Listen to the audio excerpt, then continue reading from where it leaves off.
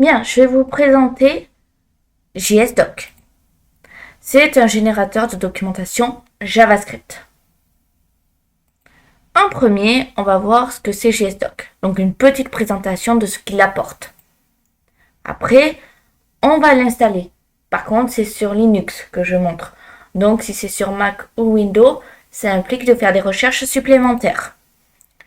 Comment ça marche? Donc, l'ajout de commentaires de documentation. Et ça donne quoi au final? Donc, un modèle rendu. En fait. Donc, ce qu'on peut voir avec une capture d'écran, pour simplifier. Donc, JSDoc, c'est quoi? JSDoc, c'est un langage de balisage qui est utilisé pour documenter les codes JavaScript.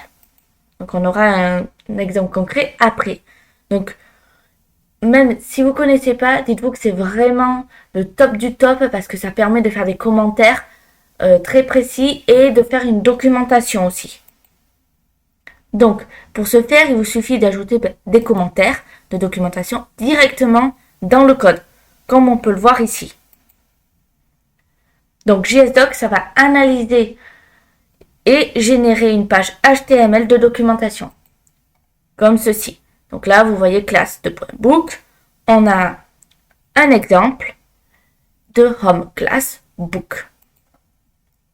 Maintenant, une installation sous Linux, bien sûr. Donc, pour installer JSDoc, deux possibilités.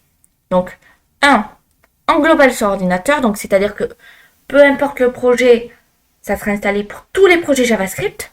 Donc, il suffit de faire la ligne de commande sudo npm install-g pour le global JSDoc. Ou alors, uniquement sur un projet. Toujours en ligne de commande, sudo npm install-save-dev JSDoc. Donc au final, comment ça marche?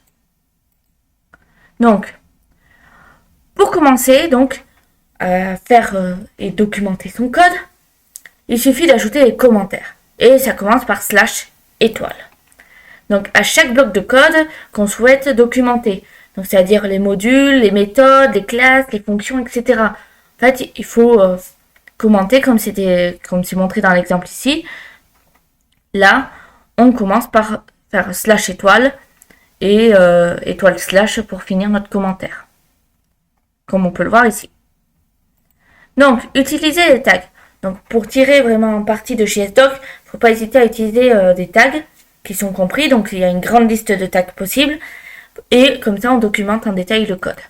Donc, comme on peut le voir ici, avec les @méthode, @param, @return aussi, ce qui permet d'expliquer son code. Donc, au final, ça donne quoi? Donc, l'exportation, une fois que le code est documenté, on peut facilement générer un site HTML contenant toute la documentation de l'API en utilisant une simple ligne de commande sur le terminal. Donc, là, c'est le chemin du dossier de travail. Et là, on a la commande JSDoc suivie du fichier JS à exporter. Donc, par exemple, cela va générer un dossier out dans le dossier du projet, comme on peut le voir ici. Et donc, voici à quoi ça ressemble la page générée avec le code précédent. Tout simplement. Donc, les tags. Donc, pour tirer la meilleure partie de JSDoc, il faut utiliser la multitude de tags proposés et adaptés pour commenter son code. Donc là, on peut voir une liste des tags les plus populaires. Donc, comme on pouvait le voir précédemment, il y en avait quelques-uns de lycéens et commentaires. Mais là, il y en a plusieurs. Donc, par exemple, @author, nom ou pseudo du développeur. Donc, ça peut être utile si, par exemple, on code pour un client, on peut mettre son propre nom. @returns, donc c'est un synonyme de return. @return, donc documente le retour d'une fonction, méthode, etc.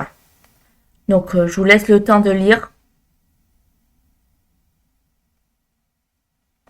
Ok. Donc là, par exemple, on peut voir les sources. Donc, je vous conseille de visiter ces différents sites parce que c'est en soi très bien expliqué. Donc, merci d'avoir regardé cette présentation. Maintenant, c'est à vous d'essayer dans vos propres codes en installant. Donc, comme je l'ai dit, si vous êtes sur Windows ou sur Mac, il faudra chercher comment installer. Par contre, une fois que c'est installé, la méthode reste la même au final.